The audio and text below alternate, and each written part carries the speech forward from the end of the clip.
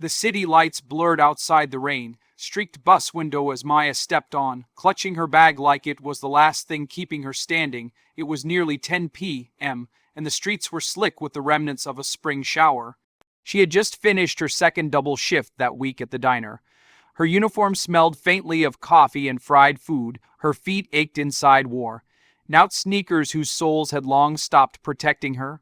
She scanned the crowded bus, every seat filled with weary faces heading home after their own long days, and then she saw it, the last empty spot, right beside a man in a tailored charcoal suit, his laptop open, his fingers typing quickly. He looked like someone from a different world, polished, confident, untouched by exhaustion. She hesitated for a second, then shuffled over. "Excuse me," she murmured, her voice barely above a whisper. He glanced up briefly, nodded politely, and shifted his laptop to make room. Maya sat down, trying to keep her eyes open, but the hum of the bus, the warmth of the seat, and the rhythmic sway of the ride were too much. Her eyelids grew heavier and heavier, until her head gently fell to the side, resting on the stranger's shoulder. Ethan Wright had been reading through quarterly reports when he felt a sudden weight against him. At first, he thought she might have leaned on him by accident, but when he looked down, he saw the peaceful yet exhausted face of the woman beside him. Her hair was slightly messy, strands falling across her face, and the faint creases on her forehead spoke of years of worry.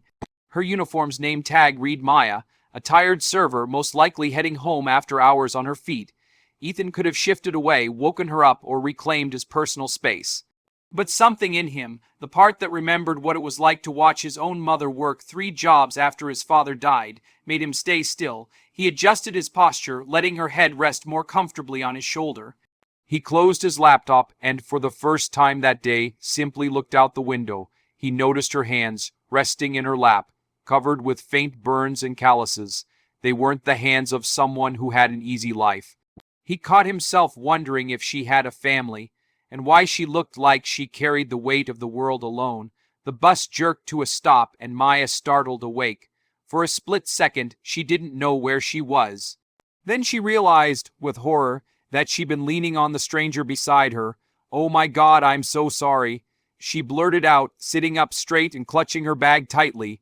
The man smiled, his tone warm and calm. "It's fine, you looked like you needed the rest." Maya's cheeks flushed. She wanted to disappear. I didn't mean to, really." He interrupted gently, "Don't worry about it." As she adjusted her bag, a folded paper peeked out from the top. Ethan's sharp eyes caught the words "Final Notice" printed in red. She stuffed it back quickly, hoping he hadn't seen. When the bus pulled up to the next stop, she stood to get off. To her surprise, so did he.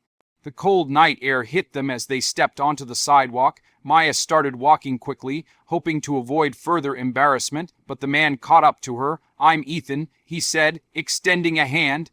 She hesitated before shaking it. "Maya, you work at the diner on 5th Street, right?" Her eyes widened slightly. Yeah, how do you know?" "I've been there a few times, best blueberry pie in the city." She smiled faintly, but her guard stayed up. People didn't just make small talk on the street with strangers, not in her world. They walked side by side for a moment before Ethan spoke again. "You seemed tired, and I don't mean just tonight." Maya exhaled slowly, debating whether to tell the truth. But something in his tone, gentle, not pitying, made her answer. "I work 3 jobs. My daughter's 8. She's smart, kind, deserves more than what I can give her right now. Rent's overdue, bills are piling up, and..." She trailed off, embarrassed. "Sorry, you don't need to hear all this." Ethan stopped walking. "What if I told you I might have a job for you, one that pays more than the diner, with fewer hours so you can actually see your daughter?" Maya blinked at him. "Why would you? You don't even know me." "Because I see potential, and because someone once gave my mother a chance when no one else would. I run a company. We're opening a new cafe branch. I need someone reliable to help manage it." She shook her head, half laughing in disbelief. This sounds like something out of a movie. "Sometimes life surprises you," he said simply, handing her his business card. "Think about it." 3 weeks later, Maya stood behind the polished wooden counter of the new cafe, wearing a crisp apron instead of a stained uniform.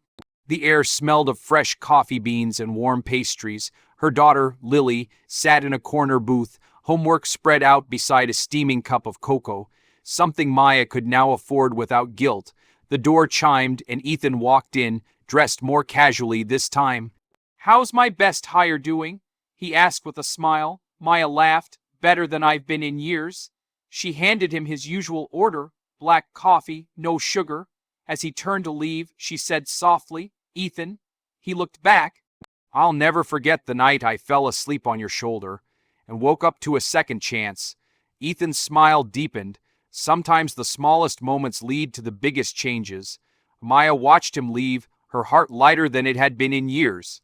Life was still far from perfect, but now, thanks to one unexpected kindness, she had hope. Sometimes life changes not in the grand moments we expect, but in the quiet, ordinary ones we never see coming, like falling asleep on a stranger's shoulder on a crowded bus. For Maya, that moment became the doorway to hope, dignity, and a fresh start. For Ethan, it was a reminder that success means little if it isn't used to lift someone else. It's easy to walk past another person's struggle, to see only the surface and never the story behind it. But compassion has a way of crossing those invisible lines between us, turning strangers into friends and small acts into life-changing opportunities. Maya woke up that night not just from sleep, but from the belief that she was alone in the world. And sometimes all it takes is one person willing to see you, believe in you, and offer a hand to pull you forward. In the end, the bus ride was over, but the journey of hope had just begun.